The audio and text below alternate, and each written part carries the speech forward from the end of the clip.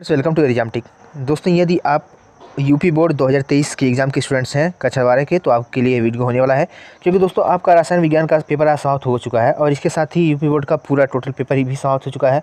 तो दोस्तों, यहाँ पे रसायन विज्ञान के क्वेश्चन पेपर को हम देखेंगे कि कौन कौन से क्वेश्चन पूछे गए थे। क्योंकि हमने जितने भी क्वेश्चन बताए थे दोस्तों, वह लगभग हर क्वेश्चन यहाँ पे फंसा हुआ है। क्योंकि हमने भी पढ़ाया था, तो जितने भी क्वेश्चन बताया गया था सभी क्वेश्चन यहाँ पे आया हुआ है। तो देखा जाएगा कौन कौन से क्वेश्चन आए हुए हैं। तो पेपर ही आसान था, पेपर में दम नहीं था। जो फिजिक्स का पेपर था, फिजिक्स का पेपर थोड़ा टफ था इसकी अपेक्षा, लेकिन फिजिक्स का पेपर भी अच्छा ही था, ज़्यादा कह नहीं सकते हैं। टाइम टेकिंग थोड़ा सा था, लेकिन केमिस्ट्री का पेपर आप देखेंगे तो आसान ही पेपर है, ज़्यादा कठिन नहीं है। तो पेपर पूरा देखा जाएगा। यदि आप नए हैं चैनल को सब्सक्राइब कर दीजिएगा, ताकि आपको सभी नोटिफिकेशन आपको मिलती रहे। चलिए शुरू करते हैं और जानते हैं। देखिए दोस्तों, यहाँ पे कुछ जनरल निर्देश दिया गया है, जो कि यहाँ पे सभी पेपर में देखने को मिल जाएगा। यह पेपर दोस्तों 347 सीसी है, ठीक है ना। 70 नंबर का पूर्णांक है। यहाँ पे 3 घंटे 15 मिनट का समय मिलने वाला है। यहाँ पे देखिए, सबसे पहला क्वेश्चन है यहाँ पे, कौन सा स्टोइकियोमेट्री दोष नहीं है। बहुत ही आसान क्वेश्चन है दोस्तों। कौन सा यहाँ पे स्टोइकियोमेट्री दोष नहीं है, मतलब नॉन स्टोइकियोमेट्री है। तो यहाँ पे नॉन स्टोइकियोमेट्री जो होता है वह आधिक्य, धातु आधिक्य दोष होता है। मतलब तीसरा ऑप्शन सही हो जाएगा, धातु आधिक्य दोष या फिर धातु न्यूनता दोष, ये दोनों हो जाता है नॉन स्टोइकियोमेट्री दोष के अंतर्गत। 180 ग्राम जल में मोलों की संख्या पूछा गया है। 180 ग्राम जल में मोलों की संख्या कितना होगा? तो बस वही पदार्थ की ग्राम में मात्रा बटे अणुभार लगा देंगे। पदार्थ की ग्राम में मात्रा यहाँ पे 180 है, अणुभार रहेगा 18। 18 में 180 भाग देंगे तो आ जाएगा आपका 10। यहाँ पे ऑप्शन नंबर पहला सही हो जाएगा, ठीक है ना। यहाँ पे ऑप्शन नंबर पहला सही हो जाएगा। आसान क्वेश्चन है दोस्तों। यहाँ पे अगला क्वेश्चन है शून्य कोट की अपक्रिया। डायरेक्ट क्वेश्चन पूछा गया है दोस्तों। यह क्वेश्चन पिछले साल भी पूछा गया था, लेकिन अंतर बस ये था कि उसमें प्रथम कोट की अपक्रिया पूछा गया था, तो यहाँ पे शून्य कोट की अपक्रिया पूछा है। रिएक्शन एकदम सामने देखने को मिल रहा है। यह रिएक्शन बाकायदा लिखवाया गया है। यहाँ पे H2 plus Cl2 gives 2HCl होता है, जो कि यहाँ पे ऑप्शन सही है, ठीक है ना। आगे दोस्तों, यहाँ पे फार्मेलिन जलीय विलयन होता है, इसके बारे में बताना है। और फिर एमाइड से एमीन बनाने में प्रयुक्त अभिकर्मक के बारे में बताना है। अगला क्वेश्चन है दोस्तों, यहाँ पे ग्लूकोज या एल्डिहाइड टालिन अभिकर्मक से क्रिया करके क्या चीज़ बनाता है। तो यहाँ पे आपका AgCl यहाँ पे सही हो जाएगा। तो आसान क्वेश्चन थे यहाँ पे। अगला क्वेश्चन यहाँ पे देखते हैं दोस्तों, जब किसी घनीय जालक के केंद्र पर, देखिए सबसे बड़ी बात यह है कि इस क्वेश्चन को समझना था कि यहाँ पे क्या चीज़ कहा है, FCC कहा है, SCC कहा है या फिर BCC कहा है। क्योंकि समझा होगा, जो स्टूडेंट इसको नहीं समझा होगा वह स्टूडेंट निश्चित तौर से गलत किया होगा।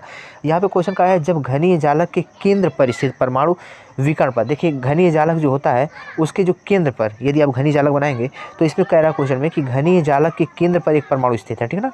तो घनीय जालक के केंद्र पर एक परमाणु स्थित है और केंद्र के पे जो परमाणु स्थित है वह विकर्ण वाले कणों के साथ एक संबंध बना रहा है। मतलब यह एक प्रकार से BCC संरचना है। BCC संरचना में एक जो कण होता है वह घन के केंद्र में होता है और सभी कण कोने पर होती हैं।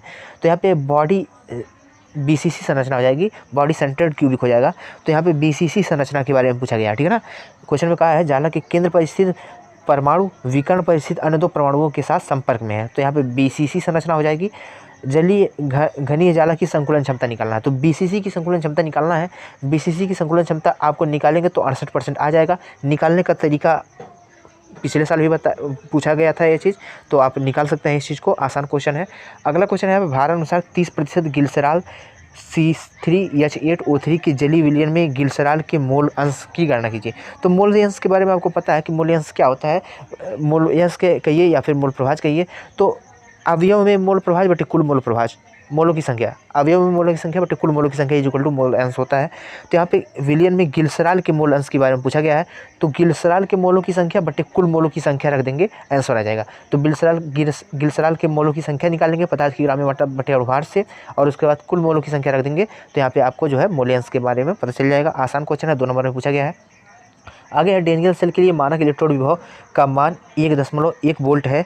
निम्नलिखित अभिक्रिया के लिए मानक गिब्स ऊर्जा के मान का समीकरण। तो कुल मिला जुला के यहाँ पे मानक इलेक्ट्रोड विभव दे दिया है और यहाँ पे कुल इलेक्ट्रोड विभव का मान पूछ रहा है। तो E बराबर पूछ रहा है, यहाँ पे एक फार्मूला होता है, उसी फार्मूले पे यहाँ पे रख देंगे। E बराबर यहाँ पे आपको पता है कि 2 दशमलव कुछ करके यहाँ पे एलियन होता है, और इस फार्मूले पे यह क्वेश्चन लग जाएगा। आगे है, वैद्युत कण संचलन को समझाइए। बहुत ही आसान क्वेश्चन है। वैद्युत कण संचलन में आपको सिंपल सा एक फिगर बना देना था और यहाँ पे बता देना था 2 इलेक्ट्रोड है, एक प्लस वाला है एक माइनस वाला है। तो जो विलयन होते हैं या फिर यहाँ पे कोलाइडिक कण होते हैं वह विपरीत इलेक्ट्रोड की ओर गति करने लगते हैं जब विद्युत का प्रवाह किया जाता है, तो यही विद्युत कण संचलन कहलाता है। आसान क्वेश्चन था, 2 नंबर में पूछा गया था। आगे दोस्तों साटकी दोष से का चित्र बनाना था। तो साटकी दोष निश्चित तौर से आसान क्वेश्चन है, इसमें कोई दिक्कत नहीं है, साटकी दोष आसानी से किया जा सकता है।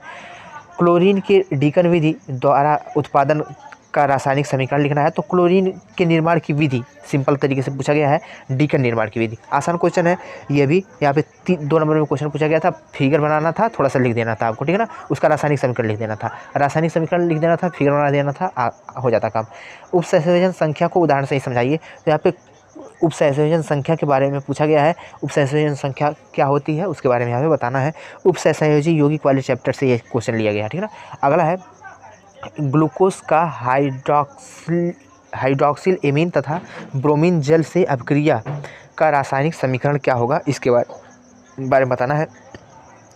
और यहाँ पे मोस्ट इंपॉर्टेंट क्वेश्चन जो है नेट समीकरण वाला, इसके बारे में पूछा गया है। तो नेट समीकरण, ये क्वेश्चन पिछले साल भी पूछा गया था। नेट समीकरण तथा रासायनिक सेलों में उसका अनुप्रयोग लिखिए। तो पिछले साल तो इस पे समीकरण सवाल पूछा गया था, लेकिन इस बार इसका परिभाषा पूछ दिया गया है। 2 नंबर में है, आसानी से 3 नंबर में दोस्तों एक क्वेश्चन पूछा गया था जो कि आसान क्वेश्चन है। विषमांगी उत्प्रेरण का अधिशोषण सिद्धांत लिखना है। तो यहाँ पे अधिशोषण सिद्धांत लिखना है, मतलब विषमांगी उत्प्रेरक जो होते हैं वह कणों पर आगे किस प्रकार से चिपकते हैं, इसके बारे में यहाँ पे सिद्धांत लिखना था, ठीक है ना। आसानी से किया जाने वाला क्वेश्चन था। प्राथमिक, द्वितीयक तथा तृतीयक एमीनों की पहचान कीजिए। प्राथमिक एमीन किसे कहते हैं, द्वितीयक एमीन किसे कहते हैं, तृतीयक एमीन किसे कहते हैं, इसके बारे में बताना है। तो NH होता है, NH2 होता है, NH3 होता है, तो उसके बारे में बताना है। 3 प्रकार के एमीन होते हैं, इसके बारे में बता देना था। DNA और RNA में अंतर, मोस्ट इंपॉर्टेंट क्वेश्चन और बहुत ही आसान question. Deoxy ribonucleic acid and ribonucleic acid के बारे में पूछा गया है। आसान क्वेश्चन है, कुछ नहीं करना था। यहाँ पे जो है ऑक्सीजन का जो है डिहाइड्रेट रूप रहता है, यहाँ पे डीऑक्सी रहता है, यहाँ पे जबकि राइबोन्यूक्लिक एसिड रहता है। अगला है दोस्तों यहाँ पे विलयन के परासरण दाब का बारे में समझाना था। तो परासरण दाब क्या होता है कि परासरण दाब के बारे में यहाँ पे बताना था कि परासरण दाब होता क्या है, ठीक है ना। तो परासरण दाब वाला क्वेश्चन भी आसानी से किया जा सकने वाला था।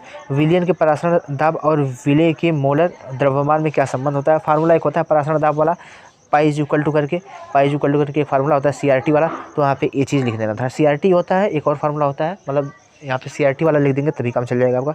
आगे है अभिक्रिया के औसत तथा तात्कालिक वेग को समझाइए। तो अभिक्रिया का औसत वेग किसे कहते हैं, जो एवरेज वेलोसिटी होता है अभिक्रिया का, और यहाँ पे इंस्टेंट वेलोसिटी जो होता है, इन दोनों को आपको समझाना है। उन्हें प्रभावित करने वाले कारकों का वर्णन कीजिए, मतलब कौन कौन से ऐसे कारक हैं जिसके कारण से औसत अभिक्रिया और तात्कालिक अभिक्रिया के मान में परिवर्तन होता है। अगला है कॉपर, जिसका की परमाणु क्रमांक 24 है, और यहाँ पे है क्रोमियम Cr है जिसका परमाणु क्रमांक 24 है, और कॉपर जिसका परमाणु क्रमांक 29 है, का इलेक्ट्रॉनिक विन्यास लिखना है और संक्रमण तत्वों के 2 प्रमुख लक्षणों के बारे में बताना है। अगला है उपसंयोजन यौगिकों में क्रिस्टल क्षेत्र सिद्धांत CFT को समझाइए तथा इनकी सीमाओं के बारे में लिखिए। अगला क्वेश्चन दोस्तों, क्या होता है जब सोडियम एजाइड को गर्म किया जाता है। तो यहाँ पे क्या होता है जब और कैसे प्राप्त करेंगे, यहाँ से संबंधित क्वेश्चन पूछा जाता है। तो क्या होता है जब से 5 क्वेश्चन पूछा गया है, 5 नंबर का है, सभी 1 नंबर के क्वेश्चन यहाँ पे हैं।